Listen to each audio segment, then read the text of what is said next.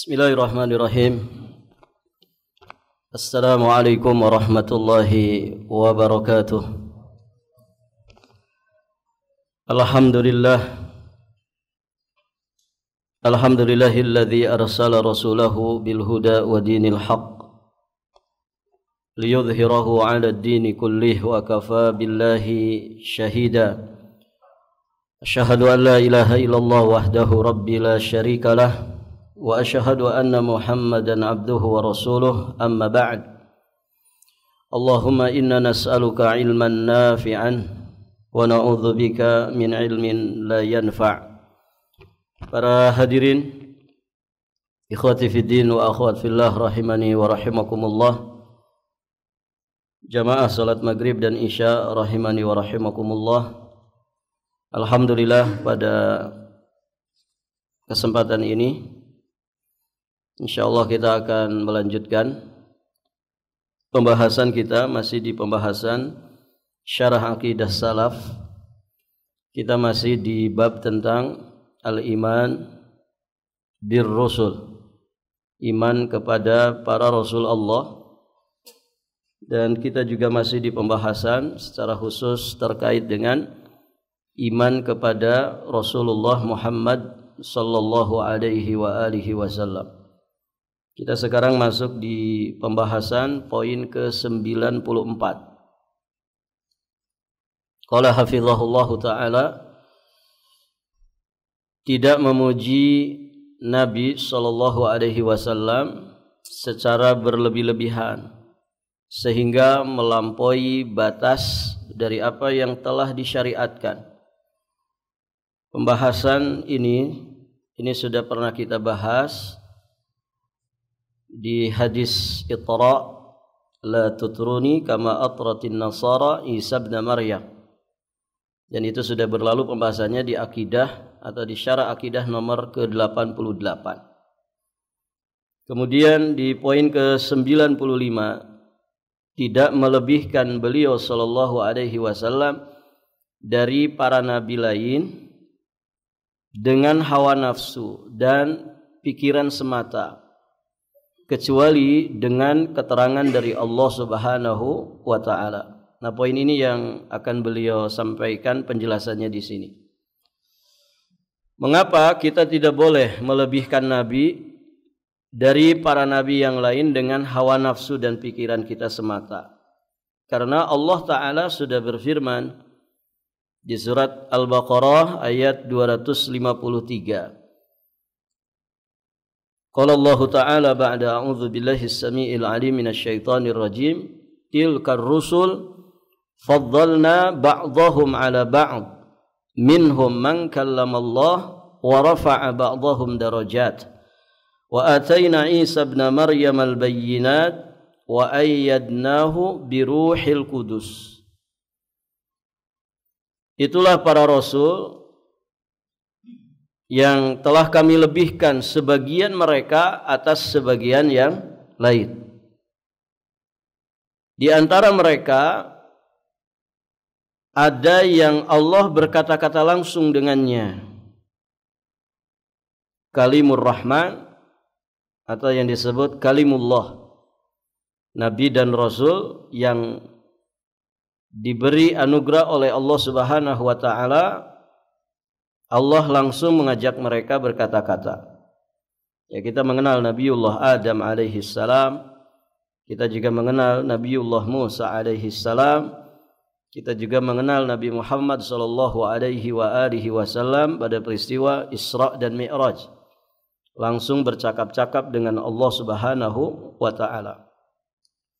Wa atayna Isa ibn Maryam wa rafa'a ba'dahum darajat, dan sebagiannya Allah meninggikan, dan sebagiannya Allah meninggikannya beberapa derajat. Baik, para jamaah, secara umum jelas ya, Nabi Muhammad sayyidnya para nabi, imamnya para rasul. Namun di sini yang beliau titik beratkan adalah jangan kemudian kita melebihkannya menurut prasangkaan kita, namun harus berdasarkan keterangan dari Allah. Maka ada di antara sebagian ya para rasul yang Allah tinggikan beberapa derajat dari sebagian yang lainnya. Wa ataina Isa ibn Maryam, dan kami telah berikan kepada Isa bin Maryam al-bayyinat, yakni beberapa mukjizat yang menjadi bukti nyata kenabian dan kerasulannya. Wa ayyadnahu biruhil kudus, serta kami perkuat dia dengan Ruhul Kudus, yakni malaikat Jibril. Jelas ya berdasarkan ayat ini. Hadirin jamaah yang dirahmati Allah, ya masing-masing para nabi dan rasul dilebihkan oleh Allah Subhanahu wa taala. Maka kita tidak boleh masuk ke dalam ranah ini melebihkan sebagian nabi dari sebagian yang lainnya hanya dengan perkiraan hawa nafsu pikiran kita semata. Karena ini ranahnya Allah Subhanahu wa taala. Di surat Al-Isra ayat 55, Allah Subhanahu wa taala juga berfirman, "Walaqad faddalna ba'dhan nabiyyina 'ala ba'd wa ataina Dawuda zabura." Dan sesungguhnya telah kami lebihkan sebagian nabi-nabi itu atas sebagian yang lain, dan kami telah berikan Zabur kepada Daud. Baik. Nah, dua ayat ini menegaskan kepada kita bahwa Allah yang kuasa untuk melebihkan satu nabi dibandingkan dengan nabi yang lainnya. Baik, para jamaah yang dirahmati Allah, mukjizatnya saja kan berbeda-beda. Adapun di dalam hadis ada dua buah hadis yang terkait dengan poin pembahasan kita.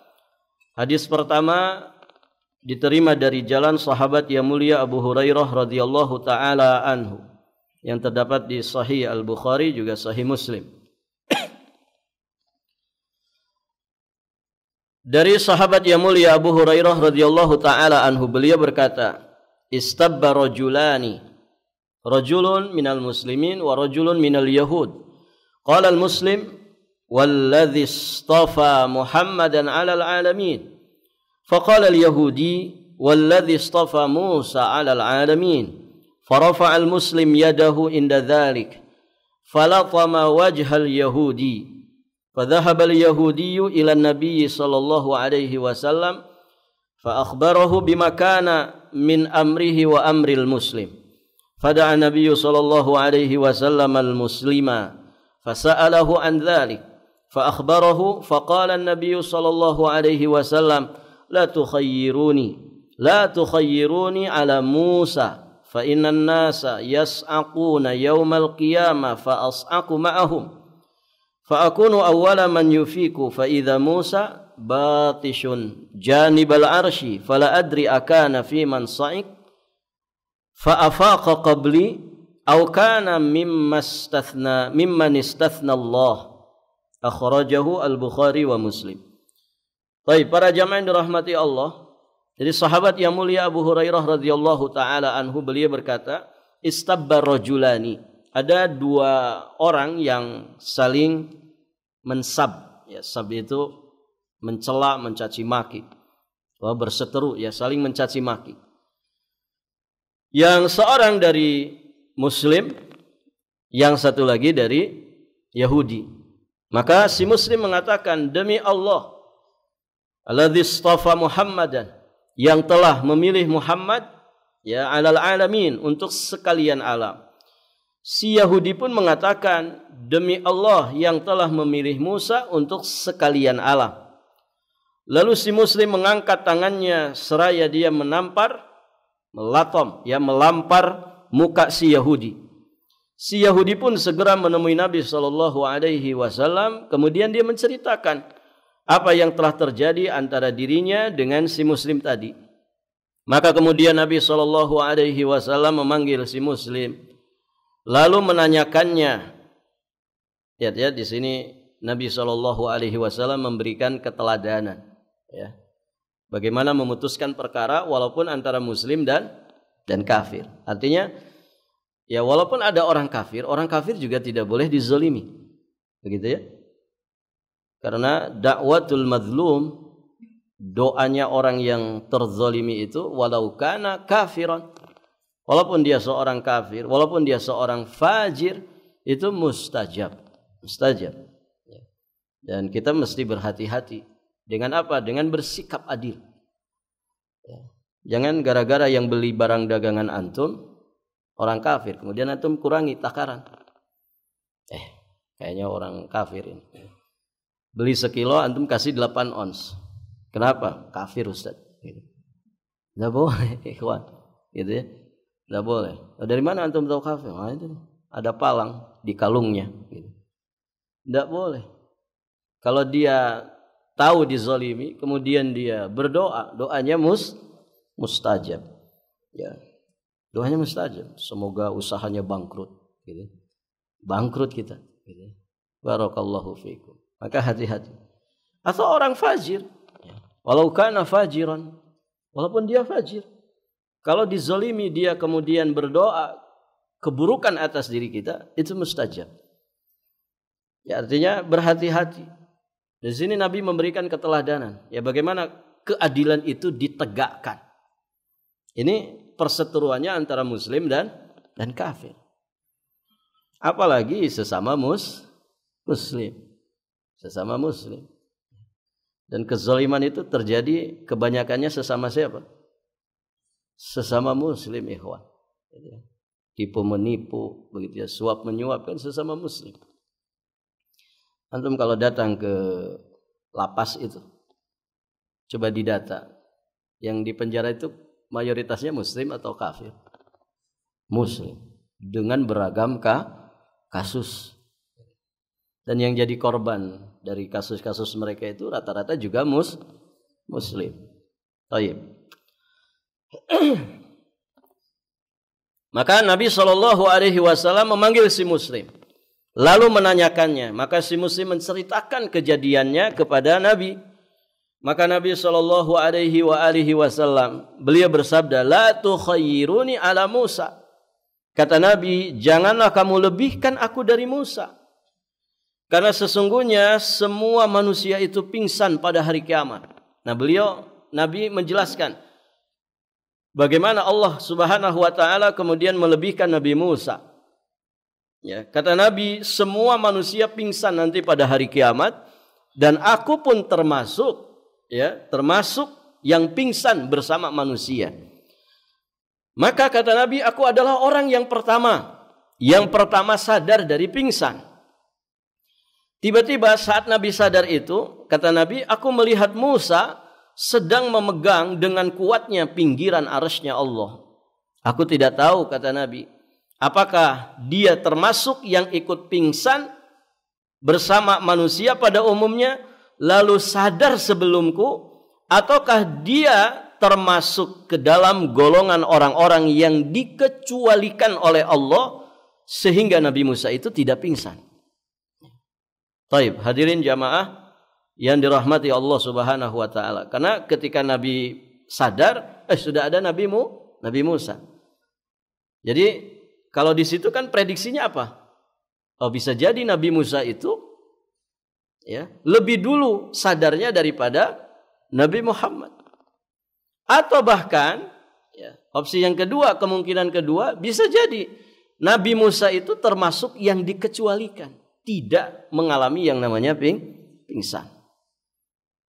Baik, para hadirin jamaah yang dirahmati Allah. Hadis yang kedua, hadis yang diterima dari jalan sahabat Abi Sa'id Al-Khudri radhiyallahu taala anhu. Beliau berkata, "Bainama Rasulullah sallallahu alaihi wasallam jalisun, jaa Yahudiyyun faqala ya Abul Qasim, daraba wajhi rajulun min ashabik." Faqala man? Ya qala rajulun minal ansar. Qala ud'uh. Faqala ad-darabtahu. Qala sami'tuhu bis-suq yahlifu walladhi istafa Musa 'ala al-bashar. Qultu ay khabith 'ala Muhammad sallallahu alaihi wasallam. Fa akhadhatni ghadbatun darabtu wajhah.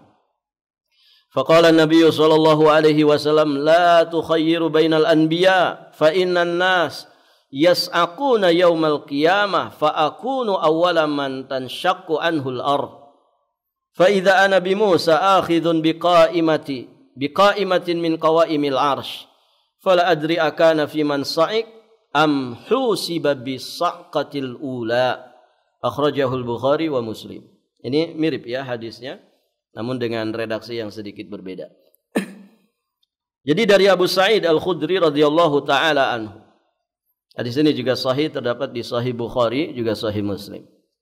Beliau berkata, ketika Rasulullah sallallahu alaihi wasallam jalis, sedang duduk, ya, maka datanglah seorang Yahudi sambil berkata, "Ya Abul Qasim, wahai Abul Qasim, wajahku telah dipukul oleh seorang laki-laki dari sahabatmu."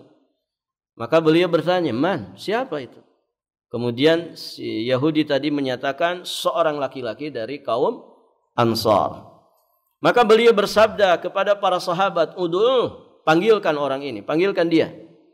Artinya yang menampar, memukul wajah Yahudi tadi. Maka hadirin jamaah yang dirahmati Allah, didatangkan ya sahabat Ansar ini. Maka beliau bertanya kepada sahabat Ansar ini, "Apakah benar engkau memukul orang ini?" yakni si Yahudi ini. Maka ya laki-laki itu menjawab, "Aku mendengar dia di pasar bersumpah demi Allah yang telah memilih Musa untuk seluruh manusia." Karena orang-orang Yahud mereka mengklaim sebagai pengikut Nabi Musa.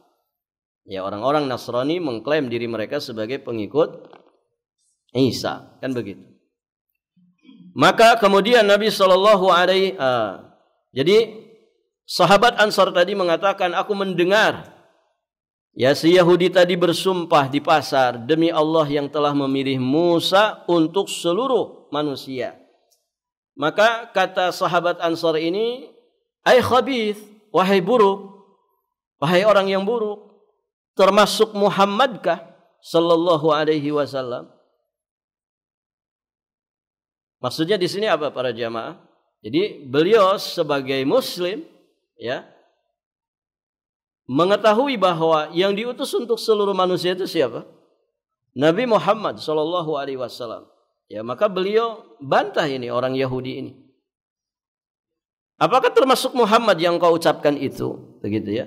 Yakni perkataanmu demi Allah yang telah memilih Musa untuk seluruh manusia, apakah termasuk di dalamnya Muhammad sallallahu alaihi wasallam? Ya, karena ya lafaz yang diucapkan ini sifatnya umum, yaitu untuk seluruh manusia. Ya, jika engkau tidak mengikutkan Nabi Muhammad, ya berarti engkau berdusta. Karena yang diutus untuk seluruh umat manusia itu adalah Nabi Muhammad sallallahu alaihi wasallam, bukan Nabi Musa. Baik, hadirin jamaah yang dirahmati Allah. Maka karena dia telah membuatku marah, aku pukul wajahnya. Begitu ya. Dipukul wajah Yahudi ini oleh sahabat Ansar. Maka Nabi sallallahu alaihi wasallam kemudian bersabda, mirip dengan redaksi hadis sebelumnya, "Janganlah kamu lebihkan di antara para nabi sebagiannya atas sebagian yang lain, karena sesungguhnya manusia nanti semuanya pingsan pada hari kiamat. Dan akulah orang yang pertama kali bangkit dari bumi. Maka tiba-tiba aku melihat Musa sedang memegang dengan kuatnya salah satu bagian daripada arsy-Nya Allah. Aku tidak tahu," kata Nabi, "apakah dia termasuk orang yang ikut pingsan ataukah dia dikecualikan karena telah dihisab pada pingsan yang pertama." Maksudnya apa? Kisah Nabi Musa alaihi salam ya yang ingin melihat Allah Subhanahu wa taala. Allah kisahkan itu di surat Al-A'raf ayat 143. Ya, yang akhirnya beliau pingsan. Gitu ya. Sehingga ya pingsan itulah yang sudah dialami oleh Nabi Musa, sehingga di akhirat beliau termasuk yang dikecualikan. Begitu para jamaah. Barakallahu fikum. Kemudian pensyarah di sini menyampaikan dua poin inti dari pembahasan hadis tersebut. Pertama, inti pelajarannya, janganlah kamu lebihkan di antara para nabi dan rasul itu sebagiannya dengan sebagian yang lainnya atas dasar ra'yu, akal fikiran semata, atau atas dasar asabiyah. Atas dasar asabiyah. Ya, artinya di sisi ini ketika Nabi Musa alaihi salam dilebihkan oleh Allah dari sisi ini. Karena Nabi ketika awal disadarkan sudah langsung melihat Nabi Musa ya sedang berpegang erat di salah satu bagian daripada arasy-Nya Allah. Berarti kan ada kemungkinan Nabi Musa tidak ikut pingsan sebagaimana keadaan manusia yang lainnya. Barakallahu fiikum. Atau ya kemungkinan yang kedua, ternyata yang lebih dulu ya siuman dari pingsan itu adalah Nabi Musa.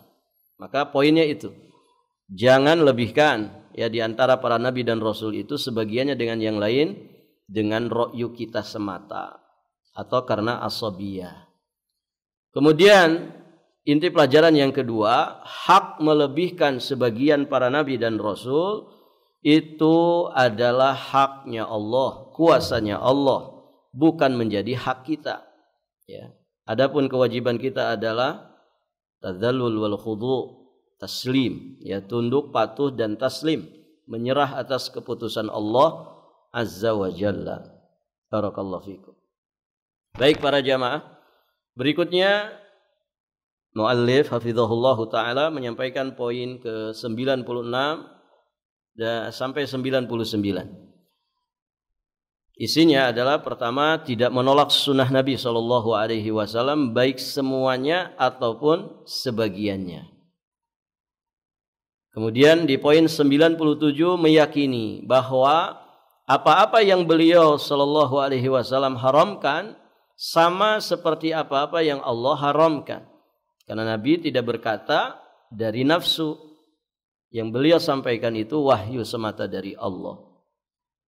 Artinya gini, kalau Nabi mengharamkan sesuatu secara sahih datang dari Nabi mengharamkan sesuatu, kita sebagai muslim sami'na wa ata'na. Jangan lagi kemudian ini cocok enggak ya dengan Quran? Enggak begitu. Karena apa yang disampaikan oleh Nabi juga sejatinya adalah wahyu. Bukan nabinya yang didudukan sebagaimana Tuhan, bukan. Tapi apa yang beliau sampaikan itu wahyu, bukan hawa nafsu beliau. Ya, sehingga kita sami'na wa ata'na. Tidak boleh kemudian kalau secara sahih datang dari Nabi ini diharamkan. Kemudian orang nimbang-nimbang lagi. Ini sesuai enggak dengan Quran? Ini cocok enggak dengan ayat Quran? Karena sejatinya apa yang disampaikan oleh Nabi tidak mungkin bertentangan dengan firman Allah yang terkandung di dalam ayat Al-Quran. Baik. Di poin 98 kita meyakini bahwa sunnah beliau sallallahu alaihi wasallam adalah wahyu kedua setelah Al-Quran. Wa mislahu ma'ahu. Jadi bahasanya Allah wa mislahu, sunnah itu semisal dengan Al-Quran. Berarti sama-sama wahyu. Yang 99 kita meyakini bahwa sunnah beliau sallallahu alaihi wasallam itu terjaga, terpelihara sebagaimana terpeliharanya Al-Quran. Karena dia sama-sama wahyu, berarti jaminan terpeliharanya itu ada. Inna nahnu nazzalna dzikra wa inna lahu lahafizun. Baik. Kalau kemudian dikatakan loh, Ustaz, ada sebagian orang memalsukan hadis. Ada enggak ikhwan? Ada, ya tukang obat memalsukan hadis. Ya barang siapa yang berobat dengan obat ini, maka dia akan diberi kesembuhan. Ya sakitnya diganti dengan lapangnya rezeki, misalkan. Gitu ya. Intinya dia pengen laris jualan obatnya, kan begitu. Baik para jamaah. Ada ternyata yang memalsukan hadis. Ya, bikin hadis-hadis yang palsu, hadis-hadis yang tidak ada asal usulnya sama sekali. Baik, berarti tidak terjaga dong hadis ini. Kita katakan bahwa hadis ini tetap terjaga. Bagaimana Allah menjaga hadis yang menjadi wahyu kedua ini? Ya, dengan dilahirkannya para ulama Rabbani yang pakar di bidang hadis. Sehingga hadirin jamaah yang dirahmati Allah, hadis-hadis Nabi yang sahih, ya, riwayatan wa dirayatan dari Nabi SAW ini benar-benar terjaga. Dan tidak ada satupun orang yang berusaha memalsukan hadis, melainkan pasti ada para ulama Rabbani yang pakar di bidang hadis yang kemudian membantahnya, yang kemudian membantahnya dan juga menyatakan kepada umat tentang kepalsuan atau kedhaifan hadis tersebut. Begitu ya. Alhamdulillah sepanjang zaman ya Allah lahirkan ya para ulama rabbani yang pakar di bidang hadis. Dan sampai saat ini bahkan mungkin sampai kiamat nanti ada jurusan-jurusan ya belajar Islam ya di lembaga-lembaga formal yang jurusannya adalah jurusan fakultas hadis. Ini sebagai bukti bahwa akan ada ya di antara umat ini yang kemudian fokus ya menjaga wahyu yang kedua ini, yakni hadis-hadis yang datang bersumber dari Nabi sallallahu alaihi wa alihi wasallam. Barakallahu fikum. Baik para jamaah. Kemudian beliau mensyarah poin 96 dan sampai 99 ini dengan mengkhulasahkan, mengumpulkan di dalam beberapa pembahasan. Pembahasan pertama, ada beberapa kewajiban yang berkaitan dengan pembahasan yang pertama ini. Pertama, kewajiban taat kepada Rasulullah sallallahu alaihi wa alihi wasallam. Ya, taat ini mencocoki perintah gitu. Kemudian kewajiban ittiba. Ittiba itu artinya apa? Mengikuti Nabi sallallahu alaihi wasallam zahiran wa batinan. Secara zahir juga secara batin. Kemudian menjadikan beliau sebagai hakim. Ya, hakim itu yang memutuskan perkara. Fa in tanazza'tum fi syai'in farudduhu ila Allahi war Rasul. Ya. Jadi bertahkim kepada Allah dan Rasulnya.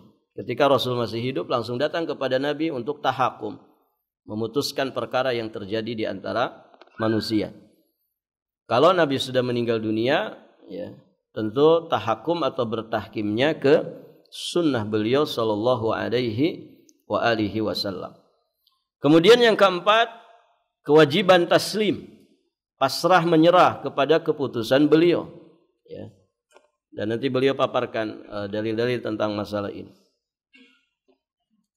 Kemudian yang kelima, tidak menyalahi perintah beliau. Apa yang diperintahkan, ikuti, taati. Apa yang beliau putuskan, sami'na wa ata'na. Dengarkan dan juga taati. Artinya konsep dalam beragama ini simpel sebetulnya. Ya. Amati, tiru, manut. Gitu. ATM kata orang. Amati, pelajari nih Quran dan Sunnah ya dengan pemahaman dan pengamalan yang benar. Ya ditiru dipraktekkan. Kemudian manut sudah. Sami'na wa ata'na. Jangan memodifikasi. Begitu ya. Ini salah satu kecerdasan orang Indonesia itu, ya kreativitasnya luar biasa, gitu ya. Oper kreatif, gitu ya. Barakallahu fiikum. Kalau dalam urusan dunia, ya resikonya dunia saja. Gitu. Tapi kalau kemudian orang kebablasan di dalam memodifikasi agama, ini bahaya. Resikonya bukan hanya dunia, tapi sampai di alam kubur, sampai di akhirat nanti, begitu ya. Kan kreatif orang-orang kita itu ya. Standar knalpot itu sudah jelas ya pabrikannya. Orang-orang hebat. Dimodif sama kita. Suaranya jadi nggak karu-karuan. Dianggapnya keren yang begitu. Ya. Padahal mengganggu orang lain. Gitu ya. Ada kan knalpot modif. Itu di sebagian wilayah itu ditangkepin polisi. Dihukum di tempat. Ya. Jadi telinganya dideketin ke knalpot, terus disuruh gas kencang-kencang. Kebayang itu, gendang telinganya pecah. Nah, kita saja kan tidak nyaman, ikhwan. Kalau di gang ada motor kok knalpot yang gitu. Ya sudah ada standar pabrikannya gitu ya. Dengan suara yang halus gitu. Barakallahu. Itu urusan dunia gitu. Urusan dunia, ya resikonya dunia. Tapi kalau kemudian terlalu kreatif ini sampai ke ranah agama, ini bahaya sekali. Ya, dimodif, sholawatan yang dari Nabi ini kurang keren, gitu. Akhirnya bikin sendiri, gitu. Kurang bersajak, bikin sendiri sholawat yang bersajak, gitu. Baru dikasih nama dengan nama orang yang membikinnya, gitu. Ada Badr, ada apa, begitu kan? Antum kalau kumpulin tuh sholawat buatan orang tuh banyak sekali, gitu kan? Ada yang pakai nama tempat, ada yang pakai nama penulisnya, gitu kan? Ada yang sudah begitu, kurang keren kalau nggak ada iring-iringan musik, gitu. Pakai rebana, gitu. Biar tambah keren. Rebana itu jadul, ganti. Pakai apa? Pakai pop, gitu ya. Pakai band. Nanti mungkin ada sholawatan pakai keroncong, gitu. Pakai apa lagi, ikhwan? Pakai seruling, pakai kecapi atau sejenisnya. Gitu. Ini kreatif yang tanda petik ya. Ini kreatif yang kebablasan. Ini urusan agama, gitu kan? Urusan agama. Orang sholat saja, orang terlalu kreatif gitu ya, memodif sholat itu bisa macam-macam, bisa aneh-aneh, ikhwan. Ya, takbir itu sederhana kan? Takbir itu kalau lihat hadisnya, angkat kedua tangan, telapak tangannya diarahkan ke kiblat, ya hadwal mankibain au udhunain, gitu kan? Hadwal mankibain, ya sejajar dengan pundak atau sejajar dengan telinga ini. Ini hadapkan ke kiblat. Kan ringan ini. Anak kecil aja sekali diajarin bisa. Tapi sebagian orang nggak puas dengan itu. Kurang keren kalau dari Nabi cuman gitu aja. Ya. Dia lihat mungkin di kampung mana ada orang takbirnya dibalik begini. Allahu Akbar. Pernah lihat? Gitu. Tanpa dia bertanya, tapi kelihatannya keren ini. Lain dari yang lain itu kan keren. Ketek leren gitu. Jadi dibalik sama dia gitu. Allah. Itu baru takbir saja. Modifikasinya ada berapa, ikhwan? Ya. Itu baru takbir itu. Ya. Baru takbir. Mungkin antum juga pernah lihat gitu. Ada yang katanya harus nempel telinga. Harus nempel telinga. Dimodif lagi sama dia. Harus begini. Harus nempel. Mungkin bisa jadi yang hulu nggak nempel nggak sah gitu. Baru dia bikin falsafahnya, apa namanya? Kenapa harus nempel gitu? Dibikin-bikin mungkin karena apalah begitu ya. Tapi itu ada orang yang memodifikasi ibadah itu ada, gitu ya. Ada yang bisa nyontohin yang lain? Untuk ini, untuk takbiratul ihram. Ada yang begini. Jadi bukan ngadap kiblat tapi ngadap telinga. Ada yang pernah lihat? Allah. Tadi kan begini. Ada yang harus nempel. Ada yang begini, ngadap ke telinga ini. Ada lagi yang begini. Allah.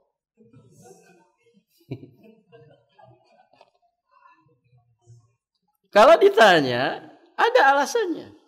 Kenapa begini? Ustaz. Ini nih, apa ini? Nah, ini kalau dalam angka Arab, ini 5. Terus kenapa? Ya ini isyarat. Ya ini dalil bahwa yang wajib dalam sholat itu 5 waktu. Loh, kenapa Anda nggak puas dengan apa yang disampaikan Nabi? Kalau mau akal-akalan, Nabi juga kan begini. Ini begini berapa? Sama-sama 5. Tapi begitu nggak puas orang. Ya, terus gitu.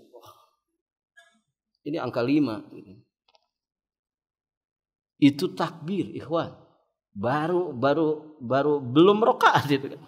Baru ngangkat tangan dalam takbir. Ada yang lebih ngeri lagi. Ya, begitu.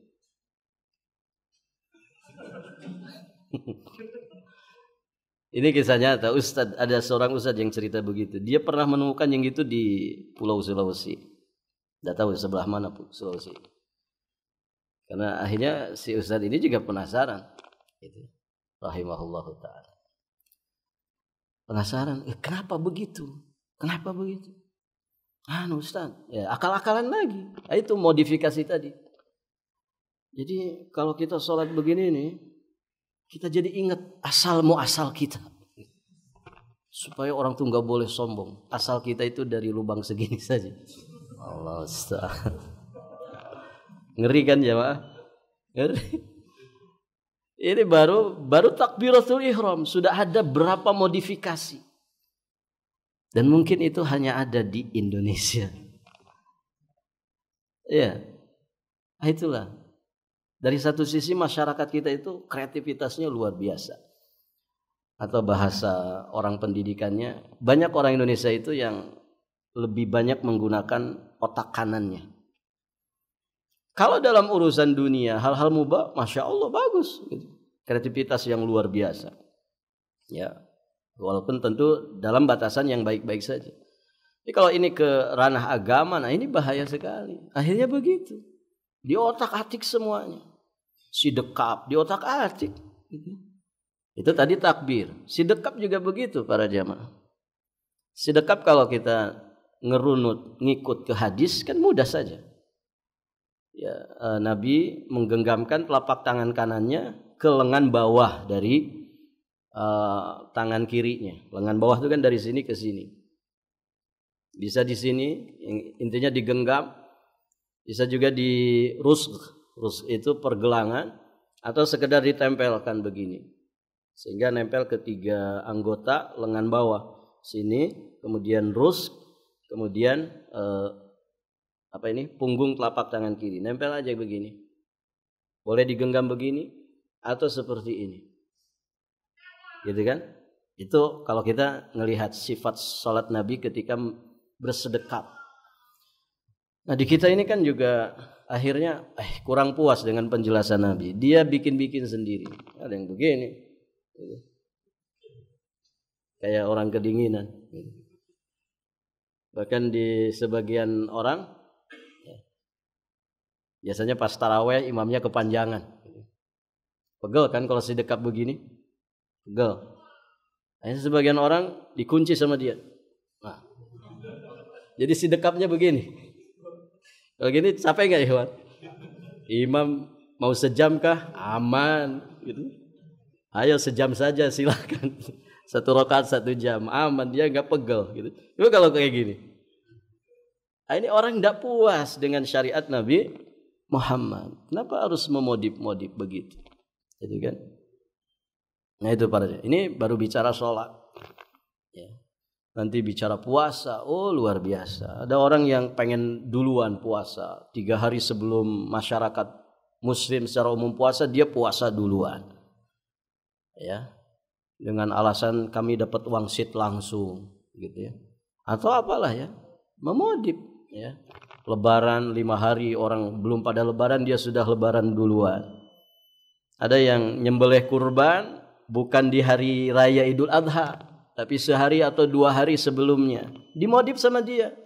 Supaya orang tuh nggak antri. Justru kalau disembelih sekarang, ya, nanti ketika mereka lebaran pulang dari sholat Idul Adha, sudah bisa langsung sarapan daging. Karena sudah dari hari sebelumnya mereka udah masak. Loh, kalau pas hari H, mereka nggak bisa menikmati daging. Ini modifikasi. Kenapa tidak puas dengan apa yang disyariatkan oleh Nabi Muhammad? Jadi, kau harus memodifikasi agama. Nasallallahu alaihi wal afiyah wassalam. Ibadah haji juga demikian. Ya, sebagian orang tidak puas dengan napak tilas hajinya Nabi. Gitu. Ya, main singkat-singkat saja biar nggak ribet. Gitu. Barakallahu fiikum. Dan di semua jenis ibadah, gitu ya. Kita berlindung kepada Allah ya dari perbuatan-perbuatan seperti itu. Cukup bagi kita sami'na wa ata'na. Nah, disinilah pentingnya iman. Kita iman enggak kepada Nabi sebagai Nabi, sebagai Rasul, sebagai utusan Allah. Kalau iman kan berarti sami'na wa ata'na. Demikian para jamaah. Nah, silakan azan dulu. Baik para jamaah. Sampai di sini. Subhanakallahumma wa bihamdik asyhadu an la ilaha illa anta astaghfiruka wa atubu ilaik. Assalamualaikum warahmatullahi wabarakatuh.